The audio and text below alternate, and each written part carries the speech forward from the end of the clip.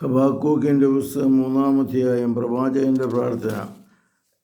Habakkuk പ്രവാചകൻ വിലാപ രാഗത്തിൽ രചിച്ച പ്രാർത്ഥനാഗീതം. കർത്താവേ, അങ്ങയെപ്പറ്റിയും അങ്ങയുടെ പ്രവൃത്തികളെപ്പറ്റിയും കേട്ടിട്ട് ഞാൻ ഭയക്കുന്നു.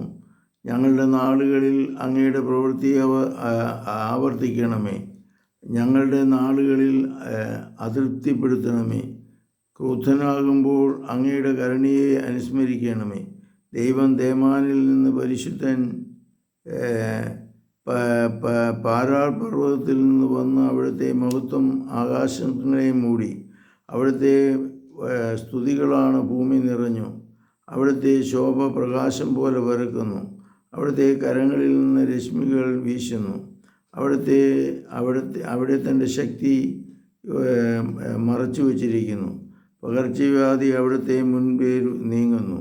മഹാമാരി അവിടുത്തെ തൊട്ടു പിന്നിലുണ്ട്. അവിടുന്ന് എഴുന്നേറ്റ് ഭൂമിയാകെ അളന്നു. അവിടുന്ന് ജനതകളെ നോക്കി വിറപ്പിക്കുന്നു. അപ്പോൾ നിത്യപർവ്വതം ചിതറിപ്പോയി, ശാശ്വതഗിരികൾ മുങ്ങിപ്പോയി. അവിടുത്തെ മാർഗങ്ങൾ പണ്ടത്തേതുപോലെ തന്നെ. കുഷാൻ്റെ കൂടാരങ്ങൾ ദുരിതത്തിൽ ആഴുന്നത് ഞാൻ കണ്ടു. മീദിയാൻ ദേശത്തിൻ്റെ തിരശ്ശീലകൾ വിറയ്ക്കുന്നു. കർത്താവേ, നദികൾക്കെതിരെയാണോ അവിടുത്തെ ക്രോധം? അങ്ങ് കുതിരപ്പുറത്തും വിജയരഥങ്ങളിലും സവാരി ചെയ്തപ്പോൾ അങ്ങയുടെ കോപം നദികൾക്കെതിരായും അങ്ങയുടെ രോഷം സമുദ്രത്തിന് നേരെയുമായിരുന്നുവോ? അങ്ങ് വില്ല് പുറത്തെടുത്ത് ഞാണിൽ അമ്പ് തൊടുത്ത് നദികളാൽ അങ്ങ് ഭൂമിയെ പിളർക്കുന്നു. പർവ്വതങ്ങൾ അങ്ങയെ കണ്ട് വിറച്ചു. മഹാപ്രവാഹങ്ങൾ എല്ലാം ഒഴുക്കിക്കളഞ്ഞു. ആഴി ഗർജിച്ചു. ഉയരത്തിലേക്ക് അതിൻ്റെ കൈകൾ ഉയർത്തി. അങ്ങയുടെ ചിതറിപ്പായുന്ന വസ്ത്രങ്ങളുടെ പ്രകാശത്തിലും അങ്ങയുടെ തിളങ്ങുന്ന കുന്തത്തിൻ്റെ മിന്നലിലും സൂര്യനും ചന്ദ്രനും തങ്ങളുടെ സ്ഥാനത്തിന് നിശ്ചലമാക്കി. അങ്ങ് ക്രോധത്തോടെ ഭൂമിയെ ചവിട്ടി, കോപത്തോടെ ജനതകളെ മെതിച്ചു. അങ്ങയുടെ അഭിഷിക്തൻ്റെ രക്ഷയ്ക്ക് വേണ്ടി അങ്ങ് മുന്നേറി.